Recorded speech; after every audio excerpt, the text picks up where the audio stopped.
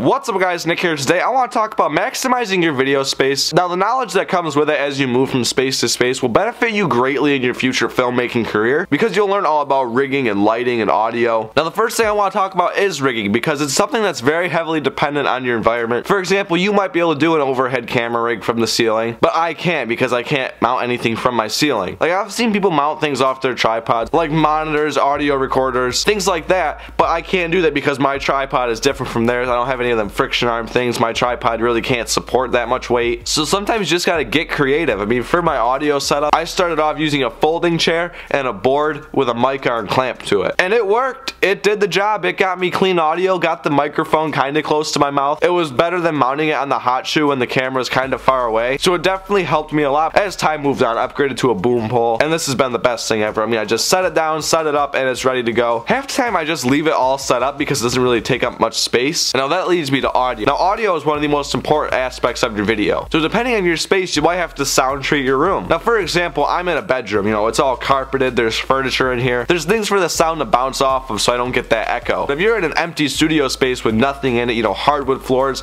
there's gonna be an echo, so you're gonna have to invest in sound panels. Or you can get it professionally sound treated, it's just gonna be a lot more expensive. But what those sound panels do is they act as the carpet and furniture. They absorb the sound so that way there's no echo, and it gets you really clean audio. And you can buy this acoustic foam and acoustic blankets, things like that, just off Amazon. And if they are rated for video use, then that means they're going to be a lot better. One quick side note about an acoustic blanket, it dampens the sound and it also cuts out all the lights, so you can hang it in front of a window or something like that. Next I want to talk about framing. Now this is another thing you will learn as you move from space to space because depending on where you are, you're going to have to choose different areas of the space to film at because some areas might not look as flattering as others. I mean, for example, if I turn my camera pretty much any other direction in this room, it doesn't look nearly as good. I mean, my desk, it isn't the cleanest thing because I use it for everything, you know, video games, editing, my gear goes up there. But overall, it's not a bad background. I mean, I have little lights in there to highlight certain parts. I am on a nice fast lens, that way it kind of gets melted away in the background blur. So either way, you really can't see what's back there. But it's still important not to have a whole bunch of clutter, even if you're using a really fast lens. I mean, my desk sometimes does get out of control, but I always try to neaten things up before I start filming, you know, moving random boxes or wrappers or something like that off of there,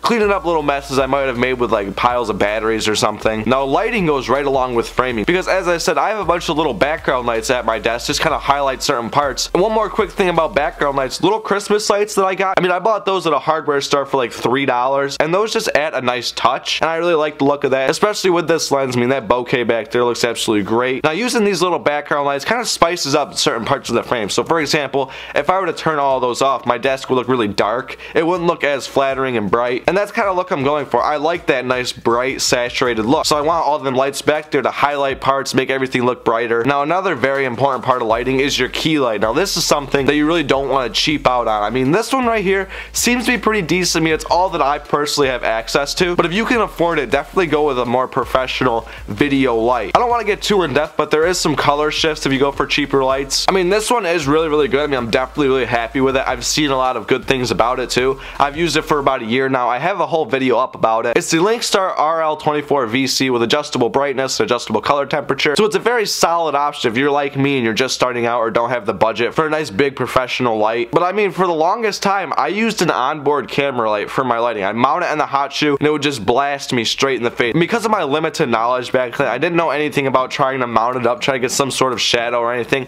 I just set it there and said, yep, the image is bright, it's good to go. This one is definitely a lot better for me. It's on this cheap light stand, but I can move it around. I can get that fall off, I can get that straight on light if I wanted. So it's a lot more versatile opposed to that onboard camera light that's just stuck to being right there. But that's it for me, guys. Thank you all for watching. I will see you guys in the next video. Happy New Year. We'll see where 2020 takes us. Peace out.